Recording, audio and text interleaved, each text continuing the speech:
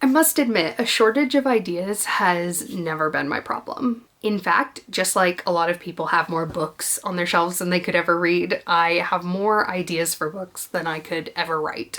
But I know that it's not that way for everyone, and I had someone ask me recently, how do you come up with all of these ideas?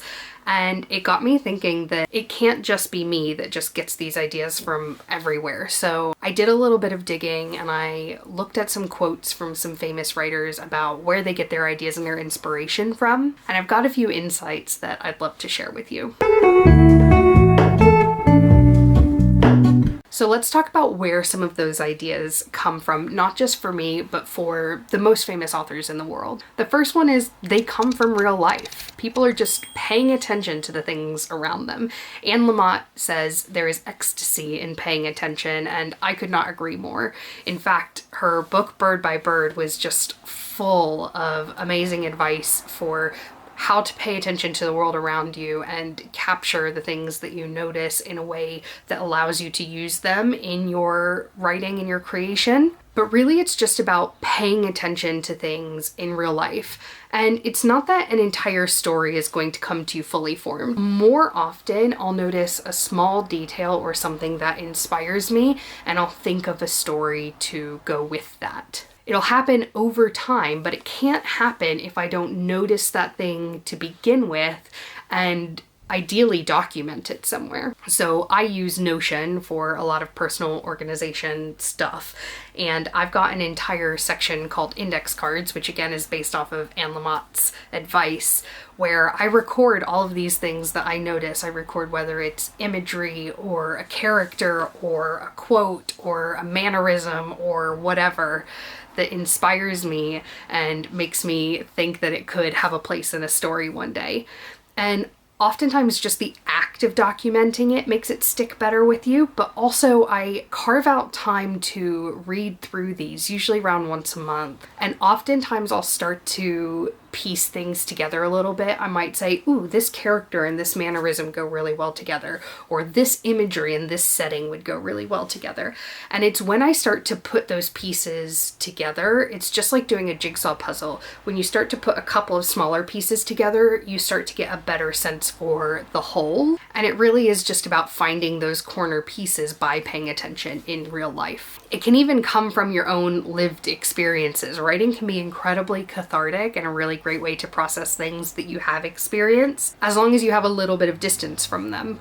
But if that's the case, put it into your books. Don't be afraid to write books that are thinly veiled biographical stories. That's absolutely fine, and a lot of the most famous writers have started out doing that. Obviously you can't sustain that over a writing career because you'll run out of your own life to write about, but especially for sort of your first big work, pulling from your own life as inspiration is a really good place to start, because there is nothing that you will ever be able to experience or imagine as viscerally as the things you've actually lived through. So pay attention to the things around you, tap into your own lived experience, and real life becomes a really amazing source of ideas. The second place they get their ideas from is from other media, other books, films, TV shows. Now, I'm not saying that they're copying those things exactly, although that obviously does happen, and there is a massive trend at the moment of stuff that started as fan fiction for other franchises turns into actual stories of its own accord. But writing things that are thematically linked to existing work, or writing things that serve as a bit of a response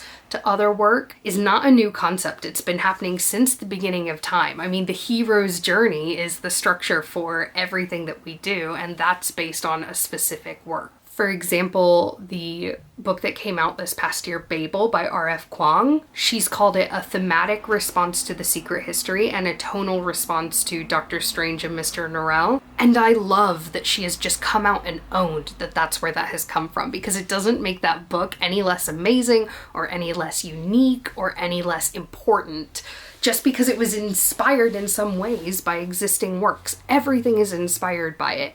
And the more you read and the more you consume of those stories, the more you'll find that it's the underlying themes and messages that are inspiring you just as much as any details might. And the third source of ideas for famous writers is psychological exploration.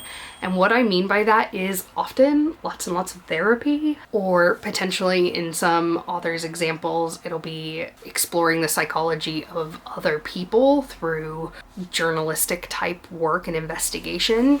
But for a lot of people, it's an inward exploration that leads to their richest ideas.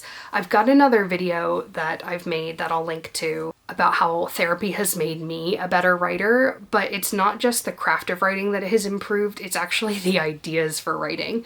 And it's thinking about what are the concepts that I find really interesting, what are the discoveries about myself that I find really compelling, and how can I create stories that communicate these things and serve as an exploration of these things, not in a didactic way, but just in an exploratory way. How can I get curious about this from new angles other than just my own experience? How can I create another experience that addresses this as well and allows me to spend some more time with it? You find that a lot of famous writers will be able to do that more later in their careers as they start to become more reflective of their own experiences, but there's nothing to stop you, or me for that matter, from doing that now. Real life, other art, and psychological exploration are pretty comprehensive in terms of the sources for story ideas. You'd be hard pressed to find a source for ideas that didn't fall into one of those three buckets. But hopefully that helps you understand kind of the approach to uncovering those ideas and to making sure that they go from being just ideas and strokes of inspiration into something that's actually informing your work. I talk a lot about my own sources of inspiration and how I work them into my writing in my writing vlogs that I put out every week. So if you're not already, be sure to hit subscribe so that you can see those. I've got a lot of exciting and interesting ones coming your way where I'm working through a lot of these questions in real time. And of course, if you haven't seen it already, definitely check out the videos that I mentioned in the description, especially the one where I talk about how therapy has made me a better writer, because I think it'll really help illustrate some of the ways that I bring that psychological exploration into my own practice. Thank you so much for watching, and I will see you next time. Bye-bye.